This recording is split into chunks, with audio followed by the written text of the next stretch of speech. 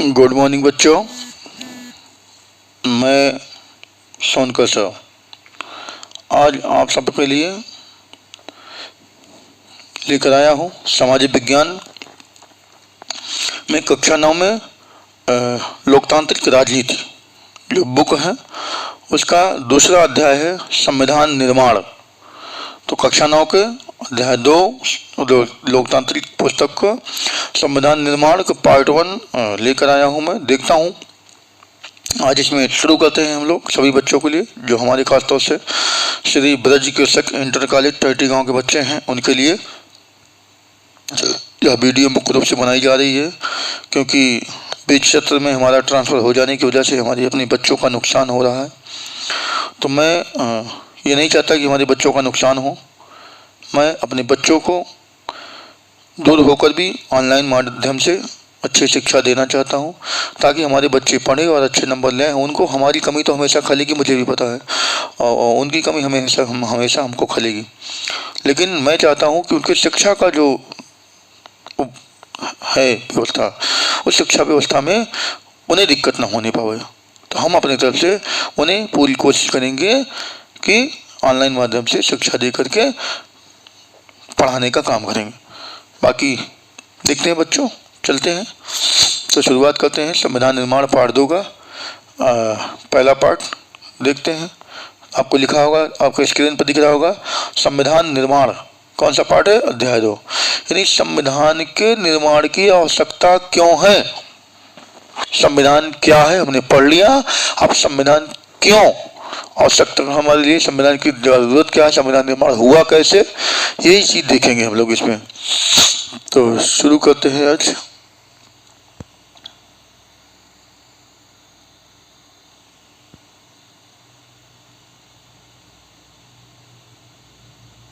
चलो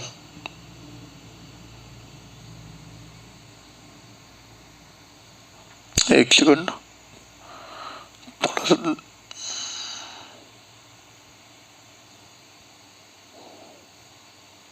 जी हो गया। देखते हैं कह रहा है पिछले अध्याय में हमने देखा कि लोकतंत्र में शासक लोग मनमानी करने के लिए आजाद नहीं है। क्या कह रहा है?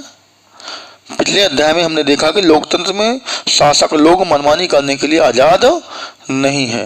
मतलब जो सत्ता में बैठे हुए लोग हैं जैसे हमारे यहाँ प्रधानमंत्री, मुख्यमंत्री, जो ये शासन में बैठे लोग हैं ये मनमानी अपनी कर नहीं सकते हैं। योगी जी हो चाहे मोदी जी हो, ये अपनी मनमानी से कोई काम, अपनी मर्जी से कोई काम नहीं कर सकते हैं। ये काम वही करेंगे जो संवैधानिक प्रक्रिया है, जो संविधान में लिखे गए नियम कानून है उसी के अंतर्गत रह कर कि ही किसी काम को कर सकते हैं। तो कह रहा है मनमानी नहीं कर सकते, तानाशाह नहीं बन सकते, निरंकुश तानाशाह नहीं बन सकते। जैसे राजा होता था निरंकुश होता था, तानाशाह होता था, उसे रोक टोक करने वाला कोई नहीं था, वो किसी के प्रति जवाबदेह नहीं था। लेकिन आज क्या ये जवाबदेह है, जनता के प्रति इनकी जवाबदेही बनती है। इसलिए कह रहा है कि यह मनमानी अपनी मर्जी से कुछ भी नहीं कर सकते हैं। जो संविधान में लिखा है उसके अनुसार ही काम करेंगे, उन कानूनों के अनुसार। कुछ बुनियादी नियम है जिनका पालन नागरिकों और सरकार दोनों को करना होता है। कुछ ऐसे मूलभूत नियम है जिनका पालन चाहे हम आप आम नागरिक हो और चाहे वो सत्ता में बैठे योगी जी या मोदी जी हो, सबको मानना पड़ेगा क्योंकि वो शासन है और हम आम नागरिक हैं। चलो, और सरकार है भाई और हम आम नागरिक है तो मानना तो पड़ेगा ही, दोनों को करना होता है। ऐसे सभी नियमों की सम्मिलित रूप से संविधान कहलाता है। ऐसे जो नियम हो जिनको नागरिक और शासन प्रशासन दोनों माने वो मिलकर क्या होता है, संविधान कहलाता है। चलो देखते हैं। देश का सर्वोच्च कानून होने की हैसियत से संविधान नागरिकों के अधिकार, सरकार की शक्ति और उसके कामकाज के तौर तरीकों का निर्धारण करता है। देश की सबसे सर्वोच्च शक्ति कौन है? कानून। और कानून सर्वोच्च शक्ति होने की हैसियत से क्या है, जो संविधान नागरिकों के अधिकार, संविधान में जो दिए गए हैं अधिकार नागरिकों, वो जो सरकार की शक्तियां हैं कि आप कौन कौन से काम कर सकते हैं, कि संवैधानिक दायरे में रहकर कर सकते हैं, वो सारी चीजें, और उनके कामकाज, जो कामकाज करने का तरीका क्या है, वो संविधान में ही लिखा गया है कि कौन कौन से काम आपको करने हैं, कैसे करने हैं, किसके लिए करने हैं। ठीक है ना? तो सबका निर्धारण वो कानून करता है, संविधान करता है, संविधान में लिखी हुई चीजें करती है ना। नहीं, चलिए इस अध्याय में हम लोकतंत्र के संवैधानिक स्वरूप पर कुछ बुनियादी सवाल उठाएंगे।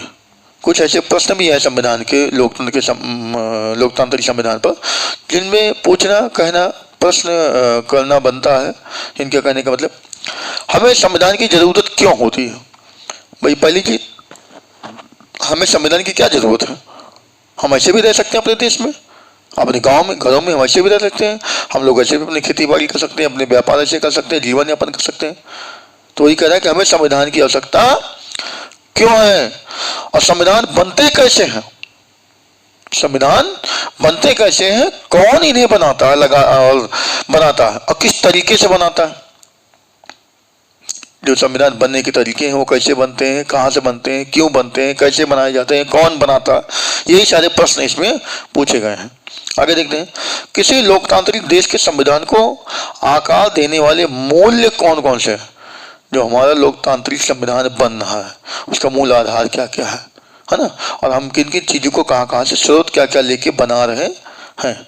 हमारे संविधान के बनाने का जो स्रोत है ना, कि उन अच्छी अच्छी बातों को हम कहाँ कहाँ से उठा करके इसमें डाल रहे हैं। चलिए आगे देखते हैं। एक बार संविधान बन जाने के बाद क्या हम बाद में बदलती स्थितियों के अनुरूप उसमें बदलाव कर सकते हैं? और कह रहा है, क्या अगर एक बार संविधान बन गया तो बनने हुए संविधान के बाद क्या हम उसमें कभी समय के साथ परिवर्तन कर सकते हैं या नहीं? जैसे आज कोई कानून बन गया, ठीक है, कोई नियम बनाकर संविधान में लागू कर दिया गया, हो सकता है 30 साल 40 साल बाद उस नियम की आवश्यकता ना हो, तो क्या हम उसे बदल सकते हैं या नहीं? उसकी जगह पर कोई दूसरा नियम लागू कर सकते हैं या नहीं, जो उस परिस्थिति के अनुसार हो, उस समय के अनुसार हो, ठीक है ना, जो उसकी मांग हो उस समय कि हाँ अब ये नियम कानून होनी ऐसे चाहिए। जैसे संविधान बना, समय समय चीजें बदलती रही, बीच में नियम आया कि 6 से 14 वर्ष तक के बच्चों को निःशुल्क शिक्षा मिलनी चाहिए, दिया जाए, तो अब दिया जा रहा है, ठीक है ना। नियम आए, बच्चों को स्कूलों में मिड डे मील खाना दिया जाएगा, नियम बने, लागू कर दिया गया, चल रहा है। तो समय के साथ परिवर्तन होना, कानूनों में परिवर्तन लाना, क्या ऐसा संभव है या नहीं?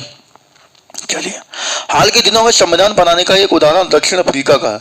कुछ ही दिनों पहले एक संविधान बना था, कौन सा? दक्षिण अफ्रीका का संविधान। वही कह रहा, हाल के दिनों में जो बना एक संविधान है, कहाँ का? दक्षिण अफ्रीका का। वो बहुत ही महत्वपूर्ण है। क्यों? देखते हैं वहां क्या हुआ और दक्षिण अफ्रीकी लोगों ने किस तरह अपने संविधान निर्माण के काम को अंजाम दिया। कह रहा है वहां पे हुआ क्या था और क्यों संविधान वहां बना और कैसे बना, उन्होंने अपने संविधान को बनाया किस तरीके से, ये सारी चीजें कह रहा है, कैसे बना के अंजाम दिया। हम इस अध्याय की शुरुआत में इसी अनुभव पर गौर करेंगे। हम इस अध्याय की शुरुआत में इसी अनुभव पर गौर करेंगे, मतलब इसी पाठ में हम पढ़ेंगे संविधान के बारे में और दक्षिण अफ्रीका का संविधान बना उसके बारे में। इसके बाद हम भारतीय संविधान के निर्माण और इसके पीछे के मौलिक विचारों मूल्यों की चर्चा करेंगे और देखेंगे यह किस तरह नागरिकों जीवन और सरकार के अच्छे कामकाज के लिए बढ़िया ढांचा उपलब्ध कराता है। मतलब कहने का मतलब ये है कि और भी यह चीज हम देखेंगे कि संविधान जो निर्माण हो रहा है इसके पीछे जो मौलिक विचार है, संविधान निर्माण करने का उद्देश्य क्या है, उसके पीछे जो एक उद्देश्य था, एक विचार था कि संविधान निर्माण करेंगे तो क्या होगा, इससे लाभ या हानि जो कुछ भी होगा वो, और किस तरह नागरिकों के जीवन में अगर हम बना के लागू करते हैं तो नागरिकों के जीवन में और सरकार के अच्छे कामकाज के लिए बढ़िया ढांचा उपलब्ध कराता है, जीवन को सरल और बनाता है, जीने के लिए, लोगों के व्यापार करने के लिए, निवास करने के लिए, भ्रमण करने के लिए, हर चीज के लिए क्या सुविधाएं उपलब्ध कराता है।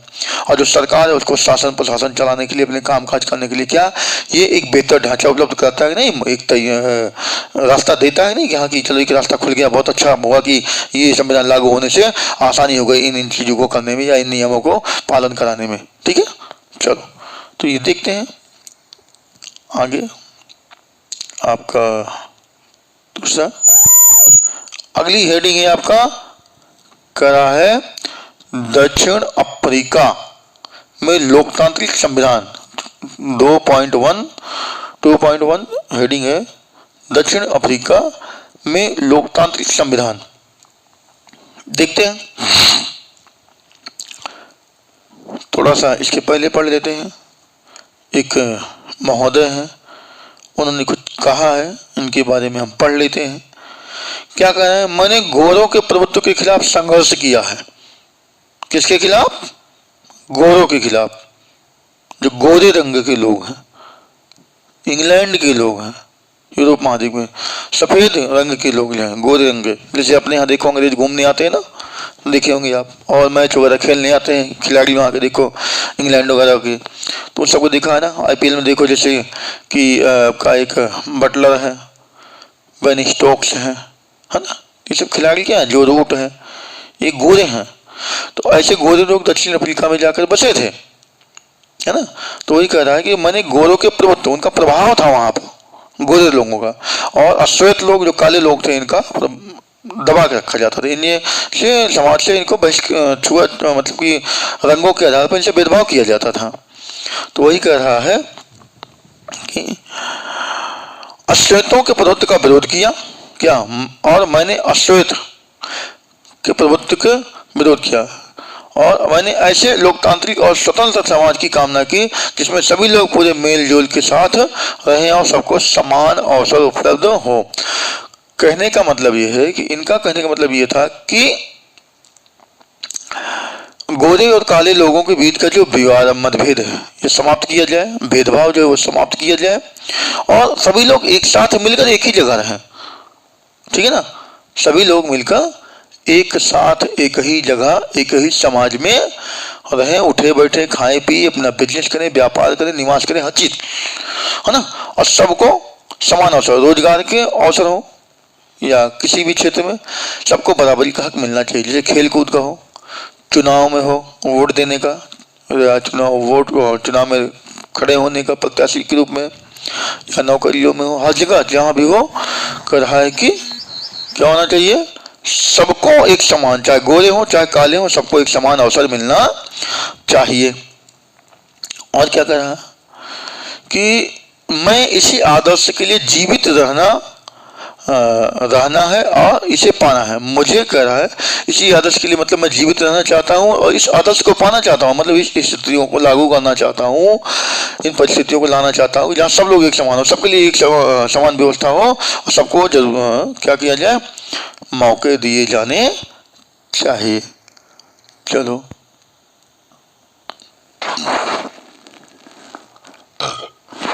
आगे, यह नेल्सन मंडेला का कथन है। अभी जब मैंने जो पढ़ा पूरा, वो कथन किसने कहा था? नेल्सन मंडेला, जो दक्षिण अफ्रीका के निवासी थे। तो कह रहा है यह नेल्सन मंडेला का कथन है, जिन पर दक्षिण अफ्रीका की गोरों की सरकार ने देशद्रोह का मुकदमा चलाया, उन्हें और 7 अन्य नेताओं को 1964 में देश में रंग भेद से चलने वाली शासन व्यवस्था का विरोध करने के लिए आजीवन कारावास की सजा दी गई थी।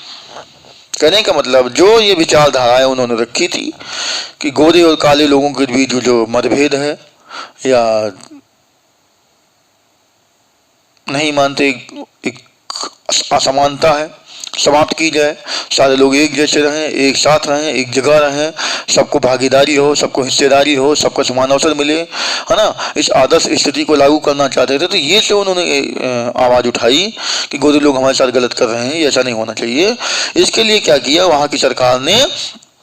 नेल्सन मंडेला को देशद्रोह बता दिया कि देश के खिलाफ काम कर रहे हो तुम, देश की जनता के खिलाफ काम कर रहे हो, देश की सुरक्षा के खिलाफ काम कर रहे हो तुम, ऐसा झूठा आरोप लगा दिया उन पर। बताइए, कोई व्यक्ति ये कह रहा है कि हम सब लोग एक साथ मिलकर हैं, तो ये कौन सी गलत बात हो गई बच्चों? बताओ, ये कोई गलत बात है कि हम सब लोग एक जगह एक साथ मिलकर रहें, सबको एक जैसा अवसर मिले? है तो गलत बात तो कहीं किया नहीं उन्होंने, नेल्सन मंडेला ने। लेकिन वहाँ की सरकार देखो कितनी तानाशाह हो गई। अंग्रेजों की जो गोरों की सरकार थी, उसने क्या किया? इन्हें देशद्रोह पर मुकदमा चला दिया, और देशद्रोह का मुकदमा चलाने के बाद इन्हें नेल्सन मंडेला के साथ साथ 7 और इनके साथी थे, जिन्हें उठाकर इसने क्या किया?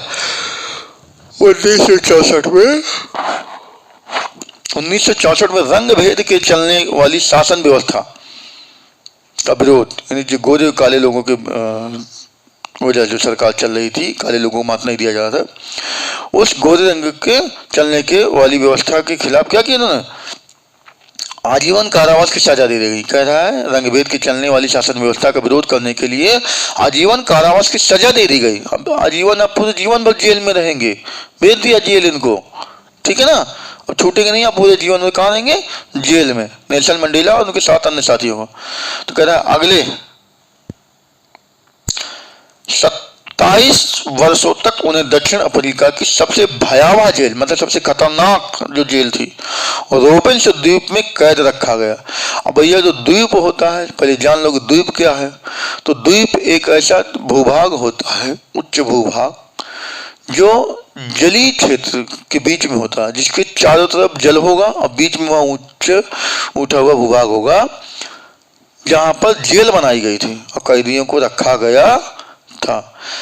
अगर कैदी उस जेल से निकलकर भागे भी तो उस द्वीप के बाहर नहीं जा सकते थे।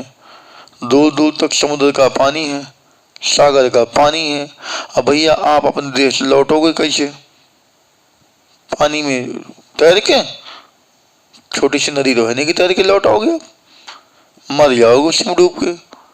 तो इसीलिए ऐसी जगह रखा जाता था कि ये कैदी भाग भी ना सके, ठीक है, जब तक सरकार न चाहे, जेल अधिकारी न चाहे, तब तक आपको कहीं मतलब सजा ना माफ हो, जेल अधिकारी छोड़े ना, तब तक आप जा नहीं सकते थे। और जेल से भागेंगे भी तो आप जाएंगे, मर जाएंगे, वहीं भूखे मर जाएंगे द्वीपों पर जाके, वहां से भाग के आ नहीं सकते, क्योंकि जो जल की रास्ते हैं वहां पर केवल पानी में चलने वाली जो जहाजें हैं, उन्हीं से आपको लाया जाएगा, ले जाया जाएगा। और वो किसकी होती थी, सेनाओं की, पुलिस अधिकारियों की, सरकारों की।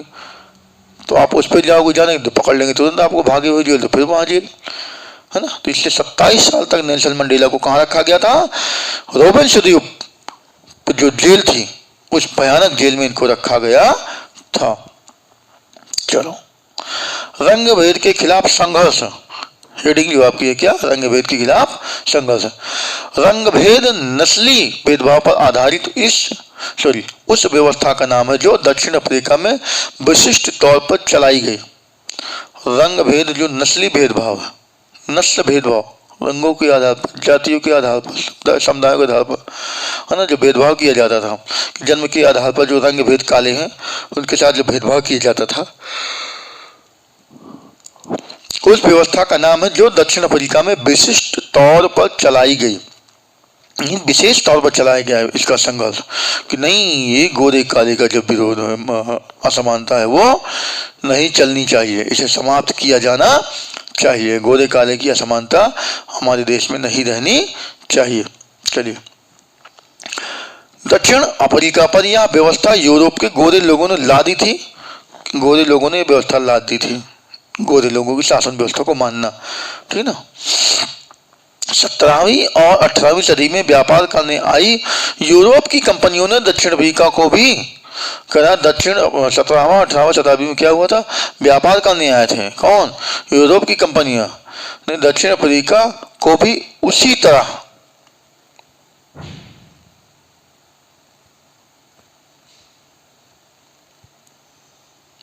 हथियार और जोर जबरदस्ती से गुलाम बनाया, जैसे भारत को 17वीं 18वीं शताब्दी में जैसे सरकार आई थी, जैसे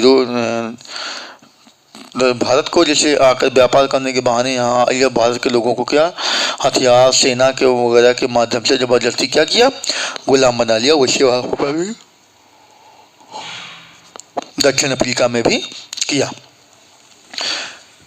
पर भारत से उलट काफी बड़ी संख्या में गोरे लोग दक्षिण अफ्रीका में बस गए। लेकिन क्या था कि भारत के आजाद होने के बाद यहाँ से गोरे लोग तो वापस चले गए अपने देश वापस, लेकिन अफ्रीका में वापस नहीं गए। बहुत सारे गोरे लोग, अंग्रेज लोग वहाँ पर क्या हुए, बस गए, वहीं पर निवास करने लगे। वो अफ्रीका छोड़कर वापस, दक्षिण अफ्रीका छोड़कर वापस नहीं गए। और क्या करा है, गोरे लोग दक्षिण अफ्रीका में बस गए और उन्होंने स्थानीय शासन को अपने हाथों में ले लिया। बहुत सारे लोग वहां बसे रहे और वहां की जो सत्ताधीश सरकार थी वो अपने हाथों में ले ली, स्वयं चलाने लगे शासन प्रशासन की प्रक्रिया को। ठीक है ना। रंगभेद की राजनीति ने लोगों को उनकी चमड़ी के रंग के आधार पर बांट दिया। जो रंगभेद की नीति थी वो चमड़ी के आधार पर, जैसे देखो बच्चों, हम काले हैं ना, दिख रहे हैं ना काले काले, और आप देखो सब बच्चे कितने गोरे गोरे हो, तो ये कह रहे हैं गोरे और काले रंग के आधार पर, चमड़ी का रंग गोरा और काला था, उसके आधार पर उन्होंने क्या किया, बांट दिया कि तुम गोरे रंग, हम गोरे रंग के लोग हो, तुम काले रंग के लोग हो, है ना। दक्षिण अफ्रीका के स्थानीय लोगों की चमड़ी का रंग काला होता था। दक्षिण अफ्रीका के जो लोग हैं उनका चमड़ी का रंग कैसा है, काला है। क्यों? क्योंकि बच्चों गर्भ जलवायु के जो लोग होंगे, गर्भ जलवायु के लोग होंगे, जितना भूमध्य रेखीय क्षेत्र के आसपास के लोग होंगे, उष्णकटिबंधीय क्षेत्र के लोग होंगे, उनका रंग काला ही होगा। ठीक है ना। और जो ठंडे प्रदेश के लोग होंगे, जितना जो भूमध्य रेखा से दूरी होगी उतना वो गोरे लोग होंगे। ठीक है। तो ये भूमध्य रेखीय क्षेत्र के आसपास के लोग हैं, उष्णकटिबंधीय क्षेत्र के आसपास के लोग हैं जो दक्षिण अफ्रीका के, इसलिए इनका रंग कैसा था, काला था। और कह रहा है आबादी में इनका हिस्सा 3/4 है और उन्हें अश्वेत कहा जाता है। मतलब आबादी में भी संख्या ज्यादा इनकी है, 3/4 हिस्सा इनका है। किसका? किसका? दक्षिण अफ्रीका के लोगों का, और उन्हें ही अश्वेत कहा दिया गया, काला कहा दिया गया, है ना। श्वेत और अश्वेतों के अलावा वहां मिश्रित नस्लों, जो गोरे और काले लोग थे, अंग्रेज और वहां के मूल निवासी अफ्रीका के अश्वेत काले वो थे, उनके अलावा जो मिश्रित रंग वाले थे, मिले जुले रंग वाले, रंगीन चमड़ी वाले जो लोग थे, है ना, जो मिश्रित नस्ल वाले थे, उन्हें रंगीन चमड़ी वाला कहा जाता था, है ना। और भारत से गए लोग भी थे, और भारत से कुछ लोग गए थे जिन्होंने यहाँ से अंग्रेज वगैरह ले गए थे, बागानों में काम करने वगैरह के लिए ले जाते थे पहले मजदूरों को अंग्रेज, है ना। कोल्हू वगैरह चलवाते थे इनसे, चप्पू चलवाते थे, है ना। तो इन सब चीज़ों के लिए जो ले गए थे लोगों को, या जाके वहाँ जो बच गए थे इनके लिए ले गए लोगों को, तो भारत के लोग भी वहाँ बसे हुए थे। गोरे शासक गोरों के अलावा से सबको छोटा और नीचा मानते हैं। कहने का मतलब जो अंग्रेज शासक थे, गोरे अंग्रेज थे, तो अंग्रेज शासक जो थे उनका क्या कहना था कि वे सब के सब क्या है, अपने गोरे को छोड़कर, अंग्रेजों को छोड़कर बाकी सारे के सारे लोगों को क्या छोटा समझते हैं, नीचा मानते हैं, कि हमसे नीचे हैं, हमसे छोटे हैं। जैसे भारत में जाति पाति छुआछूत भेदभाव आज भी मौजूद है ना। एक हमारे भारत में एक वर्ग है जो अपने आप को बहुत बड़ा शिक्षित मानता है और पढ़ा लिखा और उच्च जाति मानता है, और उसके बाद वो नीचे के जो लोग हैं, काम काज करने वाले, मजदूरी करने वाले लोगों को अपने से छोटा और नीचा मानता है। ठीक है ना।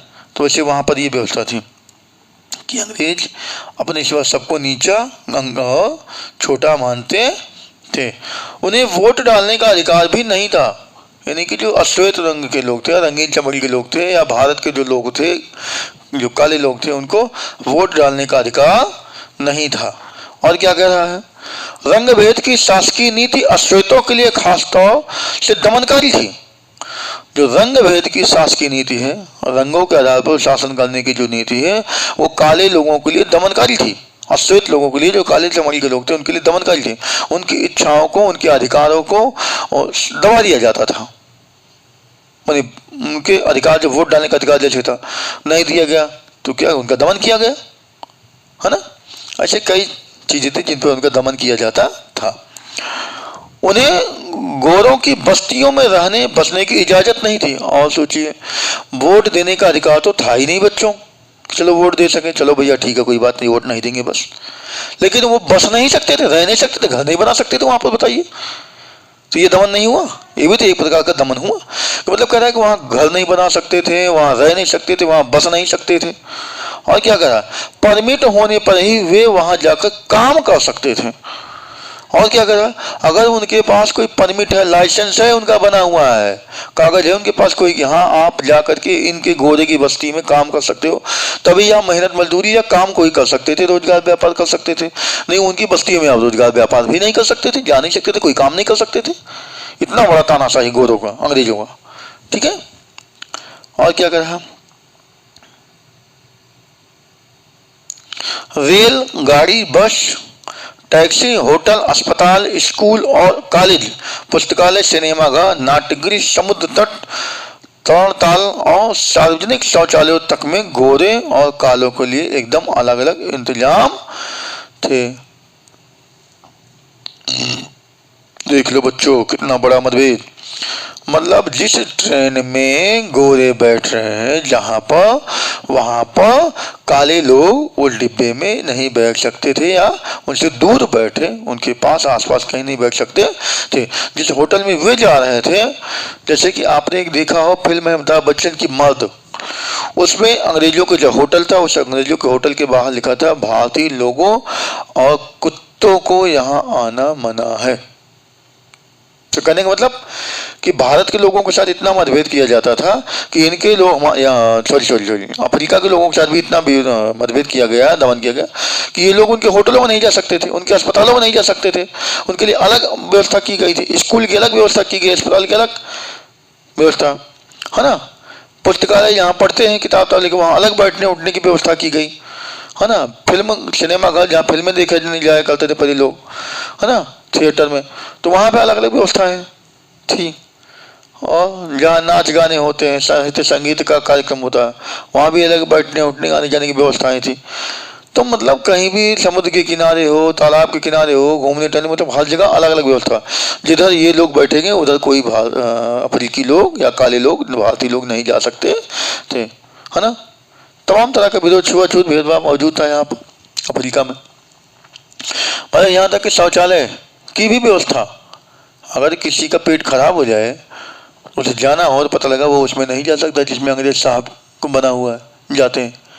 बताओ बेचारा, पता चले कपड़े उसका खराब हो जाए है ना। ये है ऐसी सी व्यवस्था है, बताइए। गोरों और कालों के लिए एकदम अलग अलग इंतजाम थे। इसे पृथक्करण या अलग अलग करने का इंतजाम कहा जाता था। पृथक्करण या अलग अलग लोगों के लिए की अलग अलग इंतजाम किया गया है। इनके गोरों के लिए अलग, कालों के लिए अलग इंतजाम है। आगे कह रहा है, काले लोग गोरों के लिए आरक्षित जगह तो क्या, उनके गिरजाघर तक नहीं जा सकते थे। मतलब जो सुरक्षित जगह की गई थी अंग्रेजों के लिए, गोरे लोगों के लिए, वहां पर तो छोड़िए जहां वो पूजा करते थे, जैसे हम पूजा करते हैं, पूजा घर होता है, उसे उनका गिरजाघर होता है, तो उसमें भी नहीं जा सकते थे ये लोग, काले लोग। समझ लो इतना बड़ा दमनकारी व्यवस्था। अश्वेतों को संगठन बनाने और इस भेदभावपूर्ण व्यवहार का विरोध करने का भी अधिकार नहीं था। मतलब ऐसा था कि आप कोई संगठन नहीं बना सकते हैं, ना किसी प्रकार का कोई भेदभाव कर सकते, ना आप संगठन कर सकते हैं कि अपने लोगों को इकट्ठा करिए। हाँ, जो इनके साथ भेदभाव वाला व्यवहार किया जाता था, जैसे हमने बताया अस्पताल, होटल, स्कूल, टैक्सी, हर जगह। तो इसके लिए क्या है कि वो काले लोगों को इकट्ठा करके कोई संगठन नहीं बना सकते थे कि भैया हो आप सब हम लोग इकट्ठा हुए, बताइए गोरे लोग ऐसे ऐसे दमन कर रहे हैं, ऐसे ऐसे कर रहे हैं, हम लोग क्या किया जाना चाहिए, इनके खिलाफ आवाज़ उठाएं, इस व्यवस्था को बदलने का प्रयास किया जाए। ऐसा भी नहीं कर सकते थे, कह नहीं सकते थे, उनको ऐसा अधिकार नहीं था।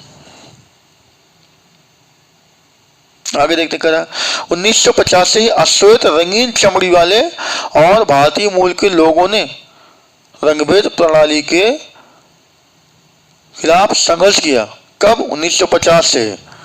जो अश्वेत काले या रंगीन चमड़ी वाले जो लोग थे और जो भारतीय मूल के लोग ने इस व्यवस्था के खिलाफ क्या किया? संघर्ष किया। सारे लोगों ने मिलकर के क्या किया? संघर्ष किया, विरोध किया। उन्होंने विरोध प्रदर्शन किए और हड़तालें आयोजित की। लोगों ने क्या किया? भाई कब तक सहेंगे उनके दमन को? तो लोगों ने विरोध करना शुरू कर दिया, हड़ताल किया। काम बंद हो, काम नहीं करेंगे, काम जो भी उनकी कंपनी, फैक्ट्री, दुकान जो भी रही हो, जहाँ पर काम, खेतों में जहाँ अंग्रेज करवाते थे काम, बंद कर दिया, नहीं काम करेंगे, हड़ताल हो गई, है ना। भेदभाव वाली इस शासन प्रणाली का विरोध करने वाले संगठन, जो भेदभाव कर रहा का विरोध कर रहा था संगठन, उस संगठन को क्या कहा गया? किसके तहत हुआ? तो कह रहा है संगठन अफ्रीकी नेशनल कांग्रेस के झंडे तले। किसके तले? अफ्रीकी नेशनल कांग्रेस के झंडे तले। उसका जो झंडा था अफ्रीकी नेशनल कांग्रेस, वो झंडे के नीचे एकजुट, क्या कर रहा है? एकजुट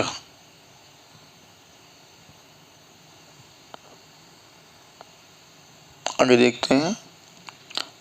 एकजुट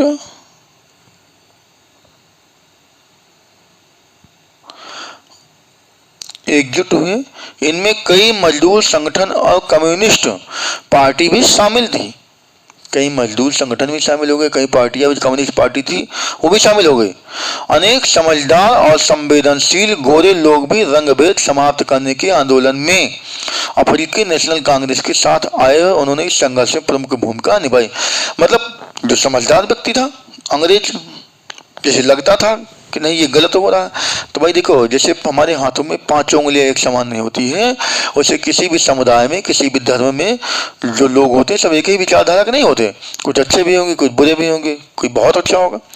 तो वैसे कहा कि कुछ जो है संवेदनशील, जो सक्रिय थे, पढ़े लिखे जागरूक लोग थे, है ना, वह अंग्रेज जो थे वो भी इस रंगभेद व्यवस्था के खिलाफ थे। उस आंदोलन में शामिल हो गए कि नहीं ये गोरे और काले के आधार पर, जो चमड़ी के आधार पर असहमति है, मतभेद है, इस सबको दूर किया जाना चाहिए, है ना, असमानताओं को दूर किया जाना चाहिए। तो वो भी इस आंदोलन में शामिल हो गए, है ना, और इसमें महत्वपूर्ण भूमिका निभाई आंदोलन में। अनेक देशों ने रंगभेद की निंदा की और इस व्यवस्था के खिलाफ आवाज उठाई करा है। और जो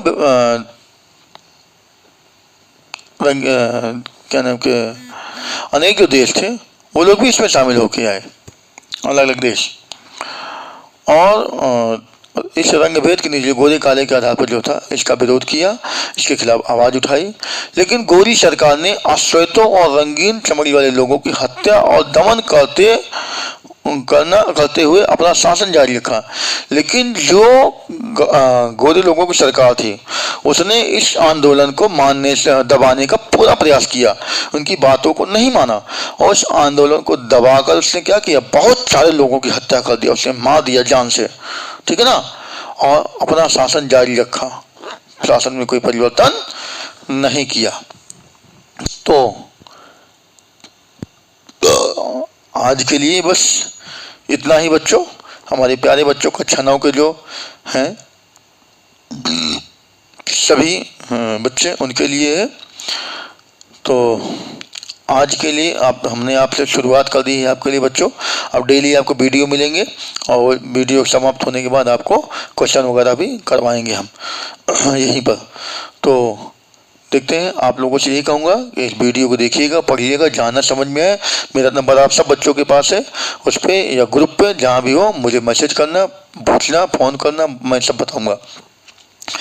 अच्छा पढ़ना है आप लोगों को, अच्छा नंबर लेके आना है आप लोगों को। तो सजीत, मेरे इस निःशुल्क पाठशाला यूट्यूब चैनल को आप लोग सब्सक्राइब कीजिए, शेयर कीजिए और कमेंट कीजिए इस पर। अगर हमारा वीडियो अच्छा आपको लगता है तो ज़रूर सब्सक्राइब करो, अपने दोस्तों को, यारों को, मित्रों को, रिश्तेदारों को ये वीडियो भेजो, वो पढ़ें, देखें, है ना। तो आप कमेंट भी जरूर करो, आप अपने विचार दो कमेंट में कि आपको कैसा लगा ये वीडियो, ठीक है ना। तो आज के लिए बस इतना ही बच्चों, है ना। हम कल मिलेंगे एक नए हेडिंग के साथ, जो हेडिंग आपके सामने है, एक नए संविधान की ओर। तो यहाँ से हम लोग कल पढ़ेंगे कि अफ्रीका का जो संविधान बना था वो कैसी व्यवस्था थी, क्या थी, ठीक है ना। तो आज के लिए बस इतना ही, कल से मिलते हैं फिर से। नमस्कार, गुड मॉर्निंग।